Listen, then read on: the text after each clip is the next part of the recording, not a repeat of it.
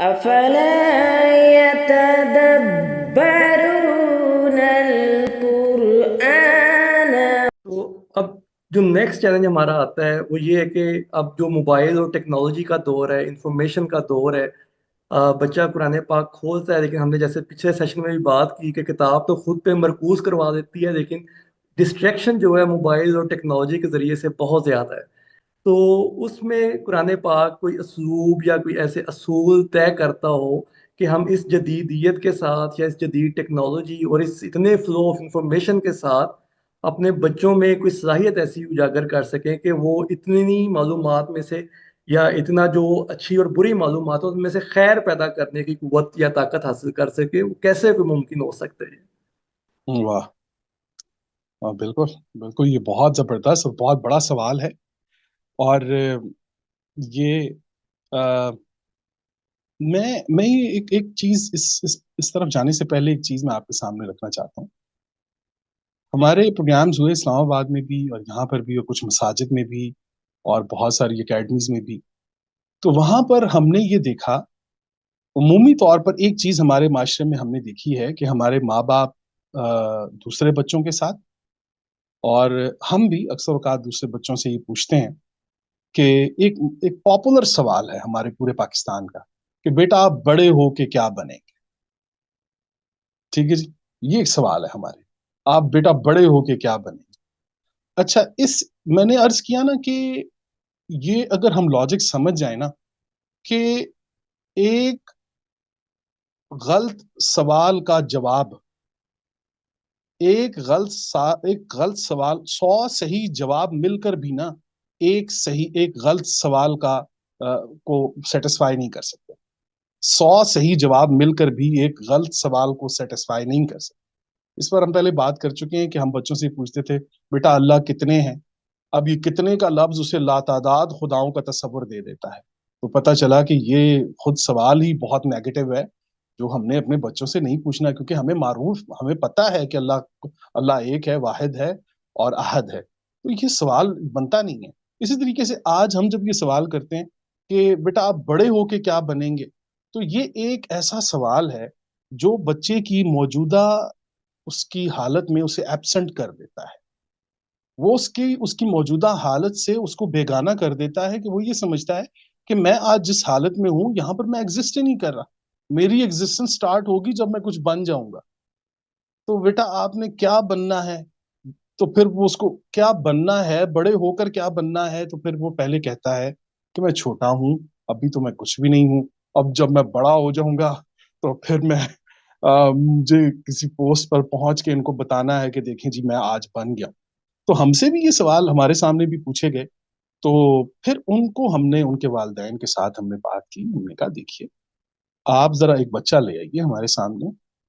اور اس کے ساتھ آپ پوچھیں ان سے سوال، اور پھر ہم آپ کو بتائیں گے کہ اب کرنا کیا آپ۔ تو یہی ہم نے کیا،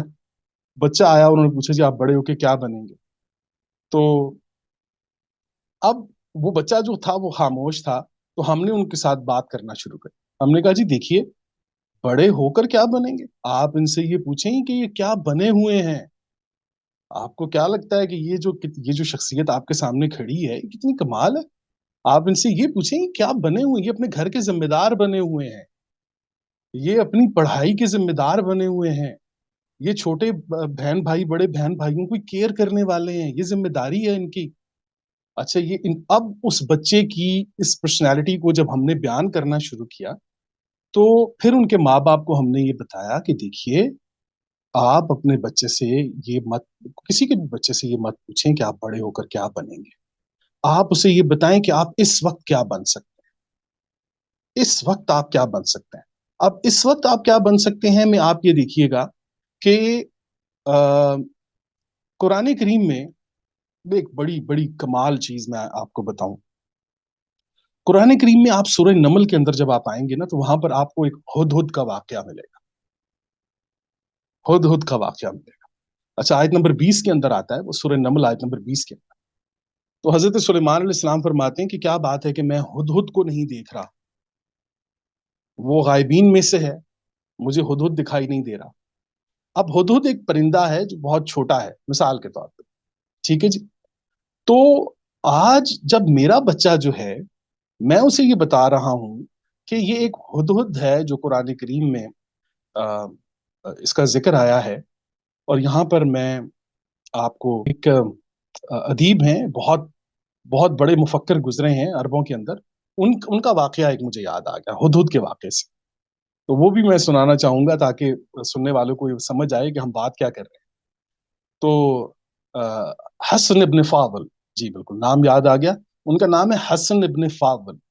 तो ये अरबों के अंदर एक बहुत बड़ी शख्सियत गुजरी हैं, बहुत बड़े मुफक्किर और बहुत बड़ा नाम, अरब जानते हैं इनको।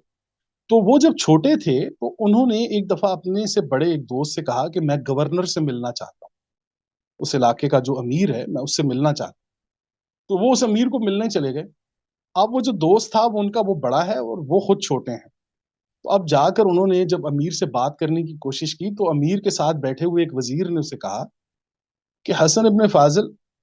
आपको कम से कम गुफ्तगू के आदाब पता होने चाहिए। आप छोटे हैं, जो आपके साथ आए हैं ये बड़े हैं, तो इनको बात करने का हक है, तो उन्हें बात करने दीजिए, आप खामोश रहें। तो हसन इब्न फाजिल ने जो जवाब दिया ना जी, वो हमारी बात की तायीद है। उन्होंने ये कहा कि ठीक है जी, मैं छोटा हूं, लेकिन क्या मैं हुदहुद सुलेमान से भी छोटा हूं कि मेरी बात ना सुनी जाए? पहली बात। और दूसरी, अमीर जो हैं, जो अमीर साहब हैं, वो तो खामोश बैठे हैं और आप बात कर रहे हैं। अगर उसलूब ये है कि जो बड़ी उम्र का बंदा है बात करने का हक उसी को हासिल है, तो फिर आपके साथ जो वजीर बैठे हुए हैं वो आपसे भी बड़े हैं उम्र के, आप भी खामोश रहिए, उन्हें बात करने दीजिए। तो बात ये है जी कि हमने अपने बच्चों को ये बताना है कि आप हुदहुद सुलेमान से ज्यादा छोटे नहीं हैं। हमारे बच्चों को हमने ये पैगाम देना है कि आप हुदहुद सुलेमान से छोटे नहीं हैं। तो वो हुदहुद सुलेमान कर क्या रहा है जी, सवाल ये है। सवाल ये है, पहली बात ये है कि वो जब नोट किया जाता है कि हजरत सुलेमान अलैहिस्सलाम फरमाते हैं कि क्या बात है कि मैं हुदहुद को नहीं देख रहा, हुदहुद कहाँ है? तो उन्होंने कहा कि ये मैं पढ़ देता हूँ, सूरह नमल, औज़ु बिल्लाहि मिनश शैतानिर रजीम, आयत नंबर 20 है। वतफक्कद अत-तयरा फक़ाल मा ली ला अरा हुदहुदा। तो कहते हैं कि वो उन्होंने आप जायजा लिया परिंदों का और उन्होंने कहा क्या बात है कि मैं हुदहुद को नहीं देख रहा। अम खान मिनल गायबीन, क्या वो गायब होने वालों में से है? अच्छा, पता चला कि हमने भी अपने सारे हुदहुद गायब कर दिए हैं। हमें भी अपने माशरे के अंदर कोई हुदहुद दिखाई नहीं दे रहा। अब हमने अपने बच्चों को, अपने अबना को हुदहुद कैसे बनाना है? अब जरा उसके औसाफ आप देखें कि जो वो बयान कर रहा है कुरान करीम। और वो बयान ये कर रहा है कि वो हुदहुद जो है, तो वहां पर उन्होंने कहा कि क्या बात है कि मैं उसे देख नहीं रहा, क्या वो गायब होने वालों में से है? वो गायब हो चुका है। अब वो कर क्या रहा है? वो आया है जी और उसने कहा है कि कुरान करीम आगे ही बताता है आयत नंबर 22 में कि फमकथा गैर बईद, तो वो दूर नहीं था बल्कि वो करीब था और पहुंच चुका था, तकरीबन कुछ देर न लगी गुजरी थी। फकाला, तो कहने लगा, अहत्तु बिमा लम तुहित बिही, मैं एक ऐसी चीज का इहाता करके आया हूं जिसका इहाता आपने नहीं किया। जरा ये अल्फाज और इन अल्फाज का अंदाजा आप लगाइए कि हमने अपने हुदहुद को भी ये बताना है कि बेटा आपने इस दौर में उसी तरीके से इंफॉर्मेशन कलेक्ट करनी है जिस तरह हुदहुद सुलेमान ने कलेक्ट की है। आपको अपने इर्द गिर्द, अपनी इस दुनिया में, इस इस पूरी वर्ल्ड में जिसमें आप रह रहे हैं, इसके ममालिक के बारे में, इसमें रहने वाली अक़वाम के बारे में, उनकी माशी हालत में, उनके अकायद कैसे हैं, वो किस तरह की तहजीब व तमद्दुन रखते हैं, इन तमाम तर चीज़ों को हमने बिल्कुल उस हुदूद की तरह अपने बच्चों को बताना होगा जिसके बारे में कुरान करीम ने हमें बताया है कि वो हुदहुद आया है जी। और वो उसकी पहली जो स्टेटमेंट है वो बड़ी कमाल है। पहली स्टेटमेंट बड़ी कमाल है कि वो कहता है कि अहत तो, कि मैंने इहाता किया है, मैं एक चीज लेकर आया हूं इहाता करके जिसका आपने इहाता नहीं किया। तो पता चला कि अगर हम अपने बच्चों को वो सलाहियत दे दें जो कि एक हुदहुद, अब हुदहुद की सलाहियत तो आप देख लीजिए, मिसाल के तौर पे हम उसी परिंदे की बात कर लेते हैं कि एक तो हमने अपने बच्चों को ये बताना है कि आपके अंदर अल्लाह ने उड़ने की सलाहियत रखी है। وہ اقبال علیہ رحمہ بھی انہوں نے کہا کہ بات جو دل سے نکلتی ہے اثر رکھتی ہے، پر نہیں طاقت پرواز مگر رکھتی۔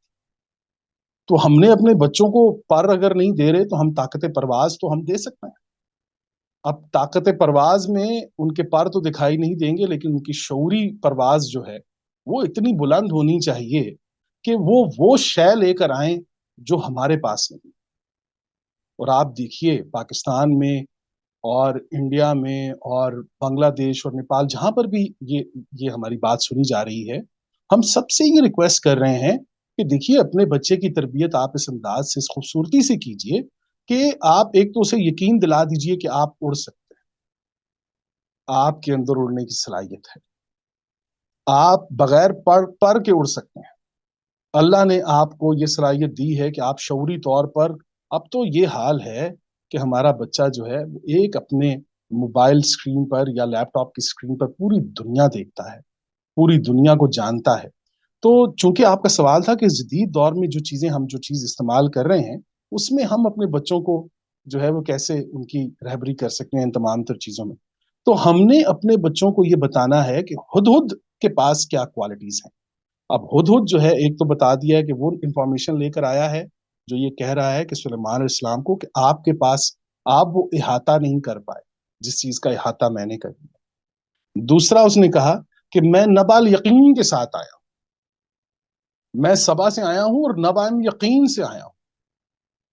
کہ میں بنبع یقین ایک ایسی انفارمیشن لے کر آیا ہوں۔ اب میں نے پہلے بھی عرض کر چکا کہ جس طرح قرآن میں ایک معنی کے لیے دو لفظ نہیں آئے، تو آپ کو پتا ہونا چاہیے کہ نبا میں اور خبر میں کیا فرق ہوتا ہے۔ خبر جو ہوتی ہے یہ ماحول سے لی جاتی ہے، جیسا کہ نیوز کا ورڈ ہے نارتھ ایسٹ ویسٹ ساؤتھ، تو یہ اپنے ماحول سے لی ہوئی ایک انفارمیشن ہوتی ہے، اسے خبر کہا جاتا ہے۔ لیکن وہ بات کہ جو تین زمانوں پر محیط ہو، تین زمانوں کا احاطہ کر رہی ہو اور خارج سے آئی ہو، اسے قرآن کریم نبا کہتا ہے۔ نبا جو ہوتی ہے وہ تین زمانوں پر ہوتی ہے اور اس کا جو ریسیور ہوتا ہے اسے نبی کہا جاتا ہے۔ آپ یہ کمال دیکھیے۔ تو اب یہ یہاں پر جو انہوں نے کہا کہ میں ایک نبا لے کر آیا ہوں، چونکہ وہ اس ماحول میں وہ خبر موجود نہیں تھی، اگر وہاں پر کسی کو یہ خبر ہوتی تو یہاں پر ہدہد یہ الفاظ استعمال کرتا کہ میں آپ کے پاس خبر یقین لے کر آیا ہوں، لیکن اس نے کہا نہیں جناب، میں نبا لے کر آیا ہوں، وہ انفارمیشن جو اس سے پہلے کسی کے پاس نہیں۔ ایک نبی یہی کام کرتا ہے،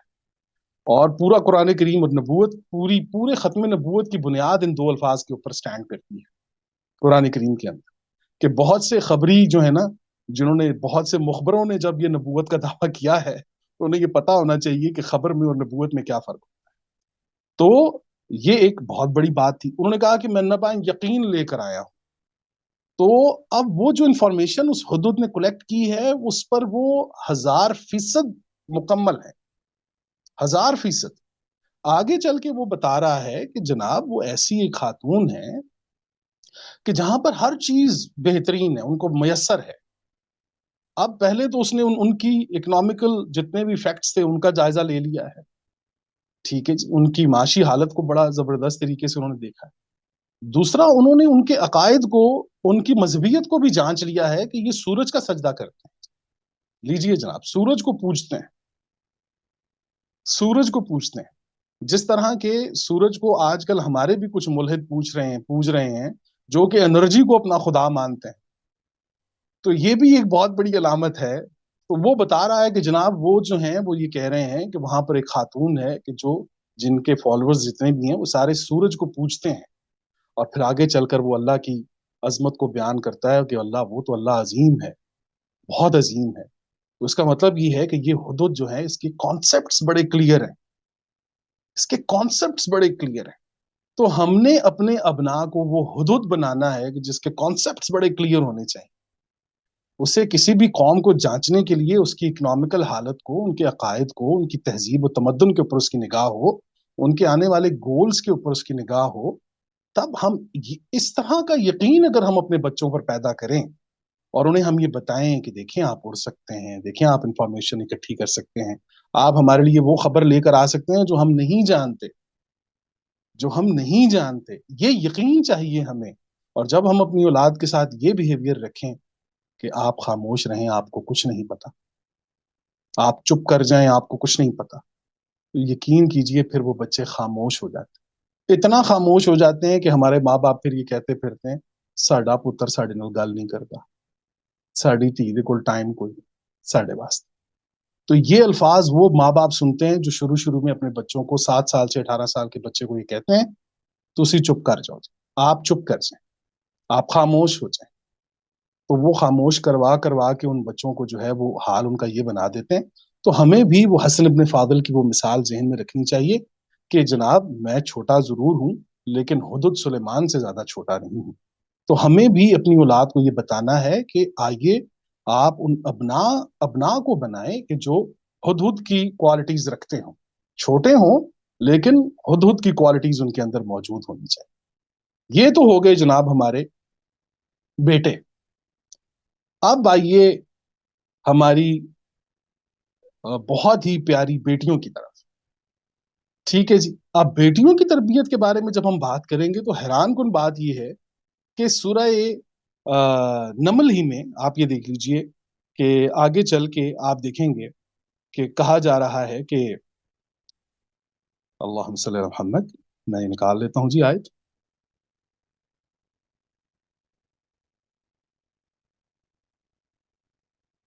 جی، سورہ نمل آیت نمبر 18۔ اعوذ باللہ من الشیطان الرجیم، بسم اللہ الرحمن الرحیم۔ اب اس میں پہلے ہم بتا دیتے ہیں چیونٹی کا ذکر ہے جی، نملہ کہا جا رہا ہے اسے، ٹھیک ہے جی۔ اب یہ نملہ، پہلے ہم نے ہدہد کی بات کی کہ ہم نے اپنے ابناء کو ہدہد بنانا ہے،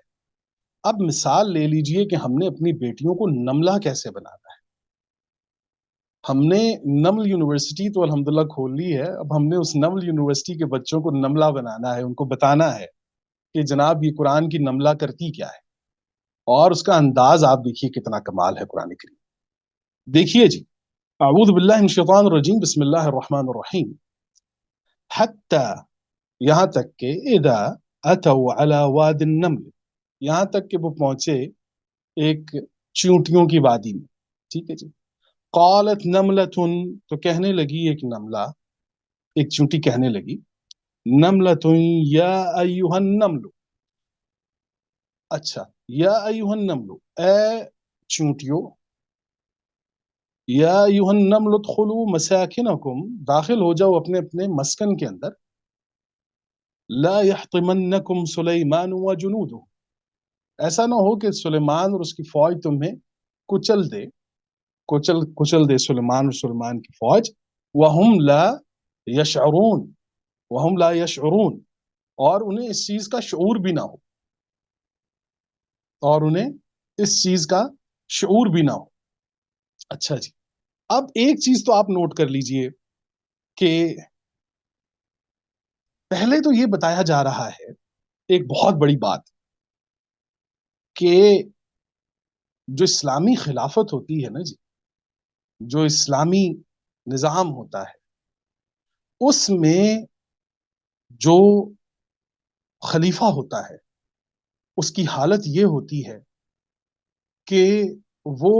بلندیوں پر اڑنے والے ہدہد پر نگاہ رکھتا ہے کہ ہزارہا پرندوں کی موجودگی میں کسی ایک کی ایبسنٹ وہ جانتا ہے کہ کون نہیں آیا، پہلی بات۔ ہواؤں میں اڑنے والے ہدہد کو بھی جانتا ہے اور زمین پر چلنے والی سب سے چھوٹی مخلوق نملہ سے بھی وہ واقف، اندازہ لگائی، مطلب فضاؤں پر بھی نظر رکھتا ہے اور زمین کی تہ میں بھی، کہ جہاں پر ان کے مسکن ہیں۔ تو پتہ چلا کہ خلیفہ کی حالت تو یہ ہونی چاہیے کہ اسے یہ پتا ہونا چاہیے کہ میرا جو انفارمیشن منسٹر ہے اس کے بغیر میرا فارم پورا نہیں ہو رہا، اس حدود کو آپ انفارمیشن منسٹر مان لیجئے تھوڑی دیر کے لیے، اسے پتا ہونا چاہیے۔ اور سیکنڈلی اسے یہ بھی پتا ہونا چاہیے کہ میرے ملک میں اس وقت نملہ کی حالت میں وہ کون سی کیٹیگری آتی ہے کہ جن کا حال یہ ہے کہ وہ خوف زدہ ہے، انہیں خوف لاحق ہے کہ کہیں کوئی فوج، یا جس طرح کہ یہ سلیمان علیہ السلام کی فوج کے بارے میں بات ہوئی، کہیں کوئی ایسا گروہ یا کوئی ایسی چیز، کوئی ایسے لوگ ہمیں کچل نہ، کوئی ایسے خوف میں مبتلا لوگ۔ اچھا جی، اب یہ دونوں چیزیں تو ہونی چاہیے ایک خلیفہ کے اندر، جو قرآن کریم جس خلیفہ کی بات کرتا ہے۔ اب ہم آئیں گے جی وہ جو بات کر رہی تھی وہ چونٹی، فقالت، تو وہ کہنے پہلی بات یہ کہ وہ اتنی چھوٹی سی چونٹی اپنے ایریے میں ایک اجنبی مداخلت کو سینس کر رہی ہے. پہلی بات کہ وہ ایک اجنبی مداخلت کو اور حرکت کا مستقل جائزہ لے کر پوری پوری انفارمیشن لے کر وہ مخاطب ہوئی ہے اپنی چونٹیوں سے، اور ان سے کہہ رہی ہے یا یا یا ایھا النملہ. چونٹیوں کو جب وہ پکارتی ہے تو وہ کہتی ہے کہ یا ایھا النمل، اے چونٹیوں. تو اب پہلی بات تو یہ کہ پہلی بات وہ چونٹی وادی میں اجنبی مداخلت اور حرکت کا مستقل جائزہ لے رہی ہے، پہلا نقطہ. دوسرا نقطہ یہ ہے کہ دوسری بات قالت کا لفظ بتا رہا ہے کہ وہ ایک ہی وقت میں انہیں پکار کے ساتھ ساتھ متنبع بھی کر رہی ہے آگے، کیونکہ یا ایھا کا لفظ آیا ہے. تو قرآن کریم میں آپ دیکھیں گے کہ یا ایھا الناس ہو یا ایھا النملہ ہو یا ایھا کا جب یہ انداز آئے گا قرآن کریم میں، تو یہاں پر نہ کہ صرف گفتگو ہوگی بلکہ اس کے اندر وارننگ بھی ہوگی، نصیحت بھی ہوگی، متنبع کرنا بھی ہوگا اور اس کے اندر وارننگ بھی آئے گی. یہ سٹائل ہے قرآن کریم کا. اور یہ آپ دیکھیے کہ وہ یہ بھی بات کہہ رہی ہے کہ یا ایھا النمل، وہ ان کو پکار رہی ہے چونٹیوں کو یا ایھا، تو خطاب کی بھی شکل ہے. ایک تو وہ خطاب کر رہی ہے، دوسرا وہ ان کو مخاطب کر رہی ہے بڑے زبردست انداز میں، تیسرا وہ ان کو متنبع کر رہی ہے، وارن کر رہی ہے. ٹھیک ہو گیا جی. تیسری بات، اچھا متنبع کر رہی ہے. چوتھی بات جناب کہ وہ کہہ رہی ہے کہ اپنے اپنے مسکن میں داخل ہو جاؤ، اپنے اپنے مسکن میں داخل ہو جاؤ. اب وہ یہ بتا رہی ہے کہ مڈ بھیڑ کے اندر ایسا نہیں ہونا چاہیے کہ آپ کو یہ معلوم نہ ہو کہ آپ نے داخل کس مقام پر ہونا ہے. آپ نے مڈ بھیڑ کے اندر ایسا یہ حال نہیں بنا دینا کہ کسی انسان کو یہ معلوم ہی نہ ہو کہ میں نے جانا کس طرف ہے. اب وہ یہ نملہ جو ہے یہ بتا رہی ہے اپنی چونٹیوں کو کہ جائیے اپنے اپنے مسکن میں، کہ مڈ بھیڑ میں آپ کی یہ حالت نہیں ہونی چاہیے کہ آپ کسی کے مسکن کے اندر داخل ہو کے اسے بے گھر کر دیں. اب ہمارے ہاں تو یہی ہوتا ہے جی، جب کوئی مصیبت یا مشکل آتی ہے نا تو ہم کسی کے مسکن میں گھس کر یہ کہہ دیتے ہیں کہ یہ ہمارا ہے، اسے بے گھر کر دیتے ہیں. اب اس نملہ کو دیکھیں آپ، اس چونٹی کو، وہ یہ بات کہہ رہی ہے کہ اپنے اپنے مسکن کے اندر داخل ہو جائیں. یہ دیکھیے ذرا. اچھا جی، اب وہ یہ بتا رہی ہے کہ دیکھیے مسکن میں جانے کا مقصد یہ ہے کہ اب وہ کنورسیٹ کرے گی، ٹائم لے گی سلیمان علیہ السلام کے ساتھ گفتگو کرنے، بات کرنے. اور جو سب سے بڑی بات یہ ہے جی، یحتمنکم کا جو لفظ آیا ہے، حتم، حتم عربی زبان میں آپ یہ دیکھیے کہ مارنے میں اور کچلنے میں فرق کیا ہوتا ہے. کہ مارنے میں ایک فٹ بال ہے تو آپ نے اسے ایک کک لگائی ہے، مارا ہے تو وہ آگے چل پڑا، لیکن آپ نے اوپر سے ٹانگ مار کے اس کو پھوڑ دیا، مطلب فٹ بال ہی پھاڑ دیا، تو یہ حتم ہوتا ہے. جو مصیبت اوپر سے آتی ہے اسے حتم کہا جاتا ہے. تو اوپر سے آنے والی مصیبت کے لیے وہ یہ بتا رہی ہے کہ اپنے اپنے مسکن میں داخل ہو جائیں. ممکن ہے کہ کوئی بچت کے چانسز آپ کے بنتے ہیں، یہ ممکن ہے کہ آپ کے بچت کے چانسز ہوں، اور وہ یہ کہہ رہی ہے کہ اس طرح نہ ہو کہ وہ آپ کو ختم کر کے نکل جائے. وَهُمْ لَا يَشْعُرُونَ، لا یشعرون میں وہ یہ بات بھی بتا رہی ہے کہ دیکھیے ایک بہت بڑی سپر پاور جب کسی چھوٹے ملک پر چڑھائی کرتی ہے، یا بہت بڑی قوت جب کسی سب سے حقیر چھوٹی قوت کے اوپر آتی ہے، تو وہ اس کے خام و خیال میں بھی یہ بات نہیں ہوتی کہ میں جس طرح ایک چونٹی کو نکل گیا ہوں، اس کو کچل کر نکل گیا ہوں، اور مجھے پتا ہی نہیں چلا کہ میں فٹ بال کھیلتے ہوئے کتنی ہزاروں چونٹیوں کو اپنے پاؤں کے نیچے دبا کے چلا گیا ہوں. آج یہی حال ہے. تو ان بڑی سپر پاورز کا بھی حال یہی ہے کہ یہ بڑی بڑی سپر پاورز جو ہوتی ہیں یہ جب کسی ملک سے گزرتی ہیں، میں اب اس طرف بات نہیں لے کے جانا چاہتا، لیکن بہت معذرت کہ اب وہ جو حضرت سلیمان علیہ السلام کا جو جیش ہے، جو ان کی پوری فوج ہے، وہ جا رہی ہے ایک ٹارگٹڈ علاقے ملکہ سبا کی طرف، اور یہ وادی آ رہی ہے بیچ میں، اور اس وادی میں یہ مکالمہ یہ بتا رہا ہے کہ دو بڑے جو بیل ہیں ان کی لڑائی میں نقصان فصل کا ہوتا ہے. ایسا نہ ہو کہ ہم بحثیت قوم ایک ایسی فصل بنے کہ جہاں پر ان کے اپنے مفادات ان دو بیلوں کے ہوں، چاہے وہ امریکہ افغانستان ہو، اور ہماری حالت اس چونٹی کی نہ ہو جائے، ہم وادی نملہ نہ بن جائیں کہ ہمارے اپنے مسکن بھی تباہ ہو جائیں اور انہیں پتہ بھی نہ چلے کہ جناب ہم نے ان کا کتنا نقصان کر دیا ہے۔ یہ بات بھی ذرا ذہن میں رکھیں کہ وادی نملہ میں لا یشعرون کا لفظ وہ یہ بتا رہی ہے کہ یہ بڑی بڑی سپر پاورز جو ہوتی ہیں، یہ ساری سپر پاورز جو ہوتی ہیں، یہ جب کسی ایک بڑی پاور چھوٹی پاور کے اوپر آ کے وہ حملہ کرتی ہے تو اسے یہ نہیں پتا ہوتا کہ راستے میں نے کتنی وادیاں اجاڑ کے رکھ دی ہیں، کتنے لوگوں کے مستقبل ہم نے تباہ کر کے رکھ دی ہیں۔ تو لا یشعرون، اب یہ لا یشعرون کا لفظ یہاں سے بھی اب وہ بتا رہی ہے کہ آپ نے یہ دیکھنا ہے کہ آپ کس پوزیشن میں ہیں۔ آپ اس پوزیشن میں تو نہیں ہے کہ ایک بڑی سپر پاور آپ کو کچل کے نکل جائے، تو اس کے لیے آپ کو فی الحال اپنے مسکن کے اندر رہنا ہوگا۔ اب یہ ساری نصیحتیں، یہ ساری باتیں ایک نملہ کر رہی ہے جی، ایک چیونٹی۔ تو ہم مثال لے لیں کہ فضال ابھی ہم اپنے بچوں کو، میں اپنی بیٹی کو ایک نملہ کی تربیت دینے کے لیے، ایک چیونٹی کی کنورسیشن سکھانے کے لیے مجھے یہ سارا کچھ کرنا پڑ رہا ہے۔ اور میں اگر یہ کہوں کہ نہیں نہیں نہیں، یہ چیونٹی نہیں تھی، یہ ایک عسکری خاتون تھی، ان کی حکومت تھی، یہ وقت نہیں ہے اس بچی کا۔ آپ اسے بتا دیجئے کہ یہ چونٹی ہے اور اس چونٹی نے یوں ہی کنورسیٹ کیا ہے، آپ مان لیجئے اس بات کو، لیکن یہ ضرور بتائیے کہ کیا میری بیٹی کو یہ معلوم ہے کہ اس ماحول میں، اس ملک میں، یا جہاں پر بھی وہ، کسی بھی ملک میں جہاں پر وہ رہ رہی ہے، وہاں پر کون سی ایسی طاقتیں داخل ہو چکی ہیں جو اس کو کچل کر نکل جا سکتی؟ کیا وہ ان طاقتوں کا جائزہ لے رہی ہے؟ کیا اسے بیرونی مداخلت کہیں محسوس ہو رہی ہے؟ کیا ہماری بچی جو ہے وہ اتنی حوصلہ مند ہے کہ وہ اپنے آپ کو بھول کر دوسروں کو ایڈریس کر سکے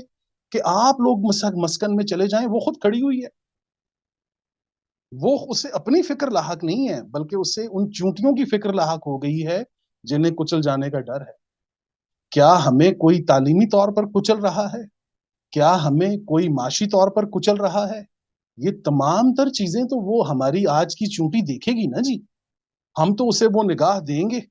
ہم تو اس چونٹی کو تسلیم کریں گے۔ تو آج اگر ہم اپنے بچوں کو ہد ہد اور اپنی بچیوں کو نملہ ہی سمجھ لیں، اور وہ انفارمیشنز اور وہ تمام تر چیزیں انہیں بتا دیں جو قرآن کریم نے ہمیں پیش کی ہیں، تو آپ یقین کیجئے کہ